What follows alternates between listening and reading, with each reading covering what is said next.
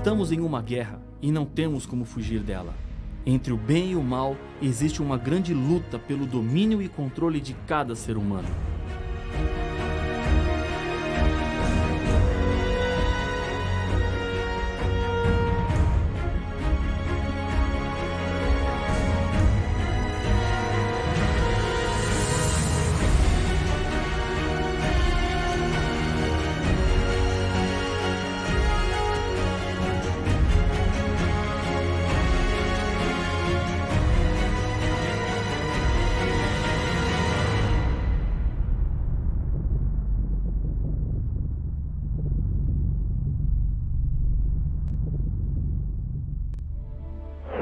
Essa guerra começou no céu com a rebelião de Lúcifer. Esse conflito alcançou o planeta Terra quando Adão e Eva escolheram abrir as portas deste mundo para o diabo e os seus anjos, assim desobedecendo a Deus. Durante toda a história do pecado, encontramos o inimigo de Deus usando as mais diferentes e variadas estratégias para levar o povo de Deus ao abandono da verdade. Uma das mais poderosas mensagens do Apocalipse trata da esperança de que em breve todo o mal terá fim. Para isso, Deus tem a sua igreja para cumprir a missão de levar as pessoas à salvação, através de Jesus Cristo como Senhor e Salvador das suas vidas. A igreja de Deus é identificada através da Bíblia e das profecias do Apocalipse. Veja o que diz Apocalipse capítulo 12 e o verso 1. Viu-se grande sinal no céu, a saber, uma mulher vestida do sol, com a lua debaixo dos pés e uma coroa de 12 estrelas na cabeça. A linguagem do texto é simbólica. A Bíblia apresenta alguns símbolos como representação do povo fiel de Deus, e um deles é a figura da mulher. No Jardim do Éden, logo após Adão e Eva terem cometido o pecado, eles tiveram que encontrar-se com Deus. Junto com o casal estava o diabo, que havia seduzido e enganado o primeiro casal. Deus disse à serpente: "Porém inimizade entre ti e a mulher, entre a tua descendência e o seu descendente. Este te ferirá a cabeça, e tu lhe ferirás o calcanhar." Gênesis capítulo 3 e o verso 15. Esta é a primeira profecia da Bíblia. Quando Deus menciona aqui a expressão mulher, Ele não estava apenas referindo-se a Eva, mas ao povo de Deus que seria inimigo de Lúcifer. Em Apocalipse 12, a mulher é símbolo da igreja pura. O sol representa a Cristo, conforme apresenta o Salmo 84, verso 11. A lua, que reflete a luz do sol, é representada pela Bíblia Sagrada, que forma a base de todos os ensinos da igreja. A coroa representa a vitória. Os vencedores são coroados e as 12 estrelas na cabeça representam o povo de Deus, que formam a igreja de Deus aqui na terra. O povo vitorioso, os descendentes da mulher, são aqueles que são obedientes aos mandamentos e têm o testemunho de Jesus, como nos apresenta Apocalipse capítulo 12, o verso 17. No verso 2, a Bíblia acrescenta um detalhe ao estado da mulher, que achando-se grávida, grita com as dores de parto, sofrendo tormentos para dar à luz. Apocalipse capítulo 12, verso 2. A gravidez, sem dúvida nenhuma, é uma referência ao libertador da igreja, Jesus Cristo. O Salvador estava prometido desde o dia em que o pecado entrou nesse mundo. O profeta Isaías profetizou quanto a Jesus. Porque um menino nos nasceu, um filho se nos deu, o governo está sobre os seus ombros, e o seu nome será Maravilhoso, Conselheiro, Deus Forte, Pai da Eternidade, Príncipe da Paz. Isaías 9:6. Na mesma cena onde está a igreja verdadeira, também aparece o diabo. Diz a Bíblia: "Viu-se também um outro sinal no céu, e eis um grande dragão vermelho, com 7 cabeças, 10 chifres nas cabeças e 7 diademas." Apocalipse capítulo 12 e o verso 3. E o dragão tem um objetivo em mente ao colocar-se diante da igreja. Acompanhe a leitura do texto. "E o dragão se deteve em frente da mulher que estava para dar à luz, a fim de lhe devorar o filho quando nascesse." Apocalipse capítulo 12, verso 4. Herodes decretou a morte de todas as crianças judias quando Jesus nasceu. A profecia bíblica nos disse que o dragão queria devorar o filho da mulher. Por trás desse decreto estava mais uma vez a astúcia do inimigo para que aquele filho não crescesse e cumprisse sua missão de salvação neste mundo. O plano só não deu certo porque José foi avisado por um anjo e eles fugiram para o Egito. Jesus foi tentado por Satanás a desviar-se de sua missão durante todo o seu ministério, até na cruz. Da mesma maneira como o diabo tentou destruir o filho da mulher, ele hoje trabalha para destruir os nossos filhos, a nossa família e a nossa vida. Lares divididos, filhos perdidos, sonhos estragados, pais desesperados. Tudo isso tem um autor.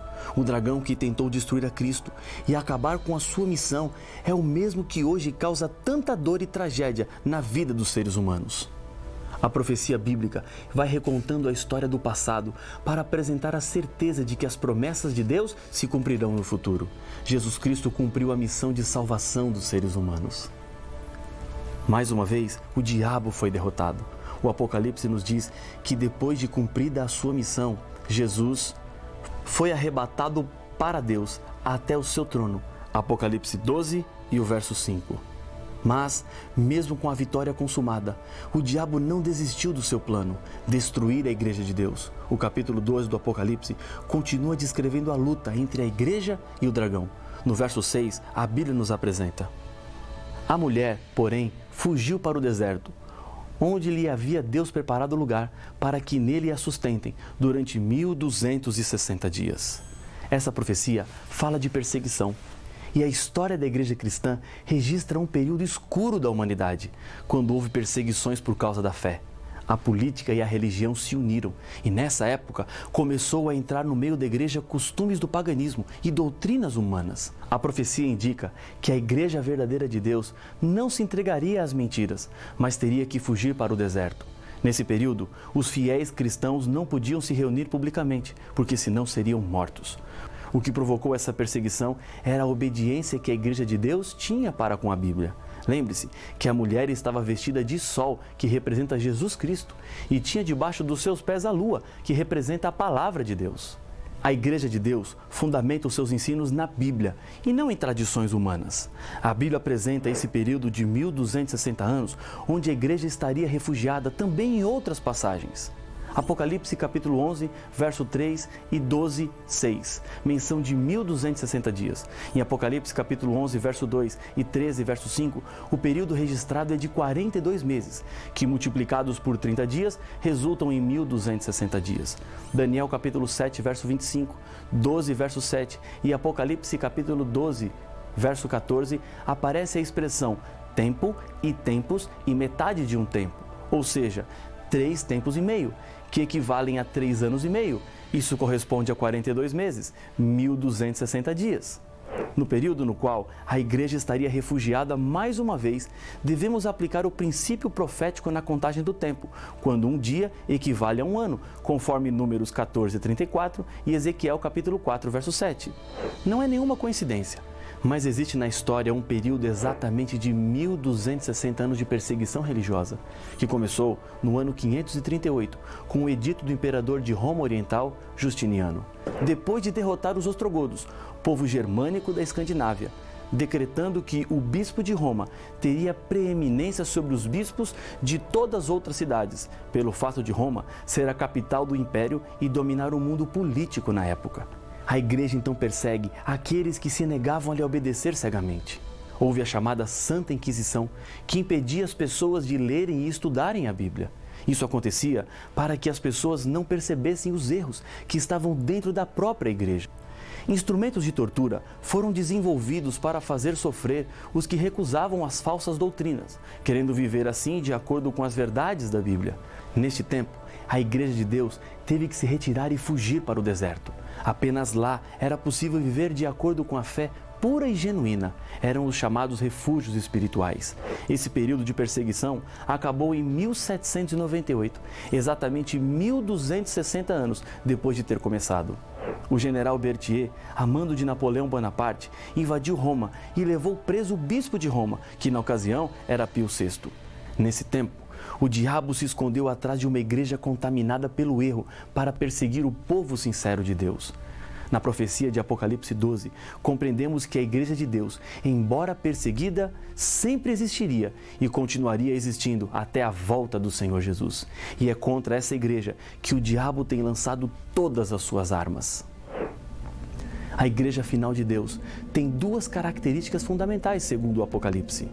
irou-se o dragão contra a mulher e foi pelejar com os restantes da sua descendência, os que guardam os mandamentos de Deus e têm o testemunho de Jesus. Apocalipse capítulo 12, verso 17. Aqui estão as características do povo de Deus. Guarda os 10 mandamentos. Tem o testemunho de Jesus, que segundo Apocalipse 19, verso 10, é o espírito da profecia. Agora, preste atenção. Muitos cristãos guardam a maioria dos mandamentos, mas a maioria não é o que caracteriza o povo de Deus. Não é possível para os seres humanos classificarem os mandamentos. Eles são 10, escritos juntos e não separados. Todos são importantes e a validade deles não acaba. Tiago 2,10 nos apresenta: pois qualquer que guarda toda a lei, mas tropeça em um só ponto, se torna culpado de todos.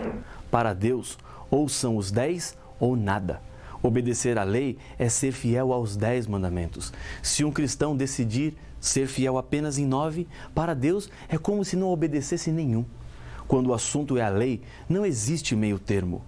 Quando Jesus esteve aqui, em seu Sermão do Monte, ele afirmou que não veio à terra para mudar a lei, nem ao menos detalhes, enquanto o céu e a terra não passassem. Isso está escrito em Mateus capítulo 5, versos 17 e 18. Não podemos demonstrar que realmente temos a fé de Jesus se somos contrários à obediência da lei ou aceitamos a modificação de alguns dos mandamentos. Existe uma lei com 10 mandamentos que se ensina por aí que não são os mesmos 10 mandamentos que estão escritos em Êxodo 20, versos 3 a 17. O mandamento que fala sobre adoração ou veneração de imagens de escultura foi tirado. O mandamento que fala sobre o sábado foi alterado para domingo. Para completar os 10 mandamentos, o 10º então foi dividido em 2, ambos falando sobre a cobiça.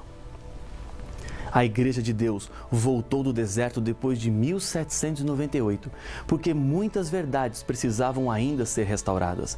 Enquanto a Igreja estava no deserto, Deus levantou alguns homens que buscavam a verdade de Deus e lutavam contra a Igreja e seus falsos ensinos. Muitos deles foram excomungados e assassinados pela Inquisição. Hoje, a Igreja de Deus trabalha para reparar na humanidade as verdades divinas. Essa igreja tem assegurado a sua vitória pela Bíblia. O segredo para serem vencedores, o Apocalipse apresenta. Eles, pois, o venceram por causa do sangue do Cordeiro e por causa da palavra do testemunho que deram, e ao mesmo tempo, em face da morte, não amaram a própria vida. Apocalipse capítulo 12, verso 11. Somos salvos pela fé na graça salvadora de Jesus. É Ele quem nos resgata. Na Mesquita de Jerusalém, há uma inscrição que diz: aquele que quer vir a mim deve primeiro tornar-se limpo. Maomé. Um homem mortal pedindo aos outros homens mortais que primeiro precisam se purificar para depois se chegarem a Ele? Cristo, diferentemente, nos chama para nos limparmos nele. Ele não nos limpa para continuarmos em rebelião, mas espera a nossa fidelidade e a nossa lealdade. O historiador latino Suetônio conta a história de um soldado que foi convocado a comparecer perante um tribunal e ele pediu a César que fosse com ele para defendê-lo. César se surpreendeu com o pedido audacioso, mas para demonstrar generosidade, disse ao soldado: enviarei alguém ao seu julgamento para que me substitua. O velho soldado abriu a sua túnica, mostrou uma cicatriz que trazia em seu peito e disse: César, quando em um combate me dei conta que uma lança ia atravessar o meu corpo, não permiti que ninguém me substituísse. Cristo não enviou ninguém para substituí-lo. Ele deu a sua vida por nós. Seremos tão ingratos a ponto de fugir à nossa responsabilidade com respeito a Ele? Assim como a figueira não produz frutos para receber méritos, mas produz frutos porque é uma figueira, o cristão não faz o bem porque é bom, para pagar a salvação. Cristo já pagou o resgate e a obediência que Deus espera acontece porque somos novas criaturas em Cristo Jesus. Com base nos últimos estudos que fizemos, a Bíblia nos mostra claramente quais são as principais características da igreja verdadeira. São elas: primeira, surgiria como organização depois dos 1260 anos no deserto, ou seja, depois de 1798, como nos afirma Apocalipse capítulo 12, verso 6. Surgiria do movimento de 1844, de acordo com Daniel capítulo 8, verso 12 e 14. Surgiria como resultado do desapontamento que aconteceria em 1844, predito em Apocalipse capítulo 10, da mesma maneira como a igreja cristã surgiu com o desapontamento da cruz. Manteria as verdades apostólicas, como estão na Bíblia, porque teria a fé de Jesus, como está escrito em Apocalipse capítulo 14, o verso 12. Guardaria os 10 mandamentos de Deus, inclusive o 4º mandamento, que fala sobre o dia de sábado, conforme Apocalipse capítulo 12, verso 17, capítulo 14, verso 12 e Êxodo 20, 3 a 17. Teria o espírito de profecia, conforme Apocalipse capítulo 12, verso 17 e 19, verso 10.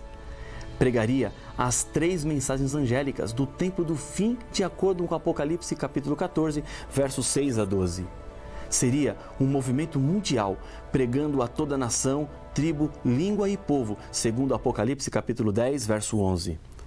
Ensinaria que a salvação é conseguida somente pela fé em Cristo Jesus, pois pregaria o Evangelho eterno, segundo Apocalipse capítulo 14, verso 6 e capítulo 1, verso 5.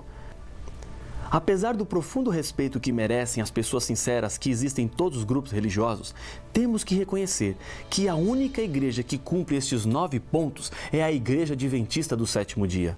A verdade deve ser levada ao maior número possível de pessoas. Tudo que você ouviu até aqui não deve ficar apenas para você. Leve para outras pessoas. Distribua esse material. Ainda existem muitas pessoas sinceras que precisam ouvir o que a Bíblia tem a nos dizer. Disse Jesus: ainda tenho outras ovelhas, não deste aprisco. A mim me convém conduzi-las. Elas ouvirão a minha voz. Então haverá um rebanho e um pastor. João capítulo 10, o verso 16. Jesus está lhe convidando a fazer parte da igreja dele aqui na terra.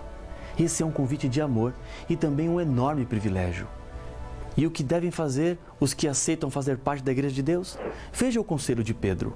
Ouvindo eles estas coisas, compungiu-se-lhes o coração e perguntaram a Pedro e aos demais apóstolos: que faremos, irmãos? Respondeu-lhes Pedro: arrependei-vos e cada um de vós seja batizado em nome de Jesus Cristo, para a remissão dos vossos pecados, e recebereis o dom do Espírito Santo. Atos capítulo 2, verso 37 e 38.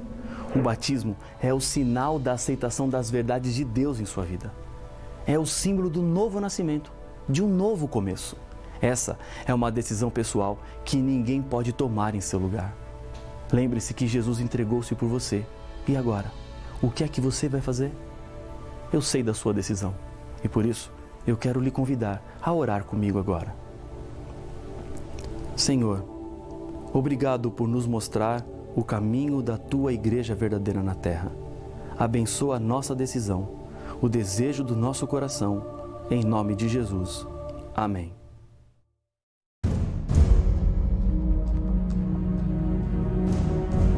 No capítulo 13 de Apocalipse, encontramos 2 bestas, uma que sai do mar e outra que sai da terra. Vi emergir do mar uma besta que tinha 10 chifres e 7 cabeças, e sobre os chifres 10 diademas, e sobre as cabeças nomes de blasfêmia. Apocalipse capítulo 13 e o verso 1. Já sabemos que o livro do Apocalipse é cheio de símbolos e significados codificados. Mas qual será o significado destas 2 bestas? O que representa cada uma? Para saber as respostas, não perca o próximo episódio de Apocalipse, o fim revelado.